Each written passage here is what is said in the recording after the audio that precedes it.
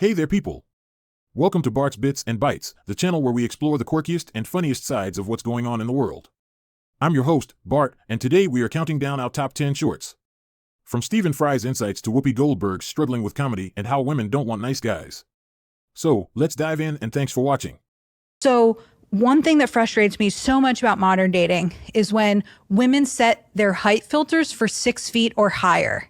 86% of men are under 6 foot. So when you set your height filter at 6 feet or taller, you are excluding 86% of men. You are only now seeing 14% of men.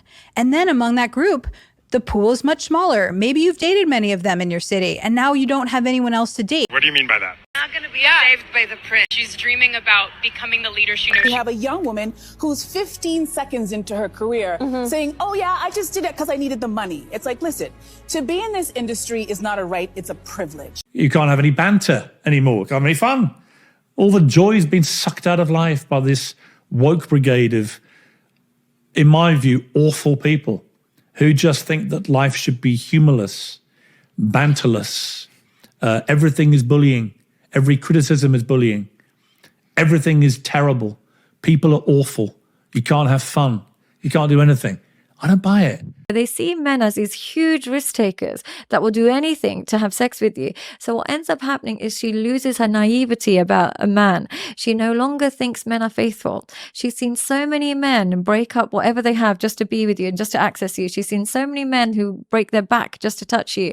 So what happens is when her husband now says to her, oh, there's a new colleague at work, her brain is like, well, every colleague at my work has always hit on me. Here is Riley Gaines, a swimmer who was forced to swim against Leah Thomas for some time before Thomas was banned from the women's competition because they have a male body.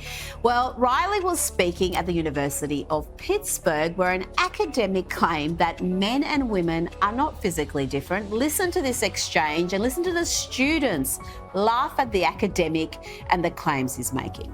What's even more noticeable is that this constant crying about whatever making women look bad is completely missing the point, which is that the only reason why these women look bad is because they are trying to defend idiotic feminist propaganda, which is completely void of logic and based entirely on feelings. You guys are all just like really misogynistic. How do you define misogyny? Nice guys, what happens is they don't like to exert their boundaries and they don't have a willingness to walk away. So what ends up happening is their nice nature becomes a reason for resentment because women don't like it. They actually feel angry when you're too nice to them because then they don't feel protected. They feel like you're weak. If you let a woman make all the decisions for you, she'll slowly start to hate you because she'll feel like she has to raise you and she'll lose respect for you. So you're better. What we truly want is not a man that just is like chaotic. I've got one fucking life and this is it. It was not preordained that I was going to be a successful comedian touring the world and being on TV. I knew what I wanted to do and then I pursued it.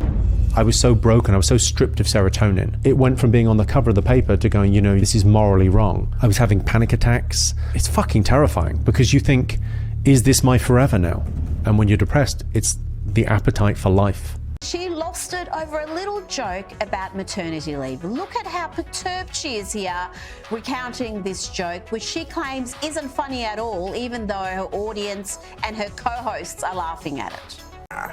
Pence claimed Transportation Secretary Pete Buttigieg took 2 months of, quote, maternity leave during the nationwide airline crisis, which makes Pete the only person in human history to have a child, and everyone else gets postpartum depression. That's the joke.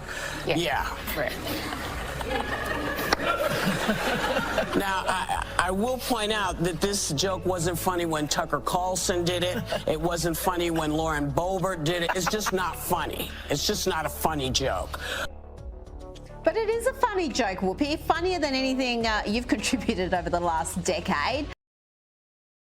You have to remind people that taxi drivers in London is a really good example because you know that the knowledge, which is what London black cab drivers have to, it's their exam they pass where they have to have a meeting and their examiner says, take me from, the South Kensington Tube entrance to Upper Street in Islington, and they have to recite to the examiner, turn left at there, right at the lights, comply with lights, centre lane, pass, and then name the buildings they're passing, because if they're important buildings, like hotels and clubs and things, they should know them. Anyway, it's an astounding piece of huge amount of knowledge that these people, and a lot of them, and I talked to them, a lot of them left school very early because they were told they didn't have an academic brain. Yeah.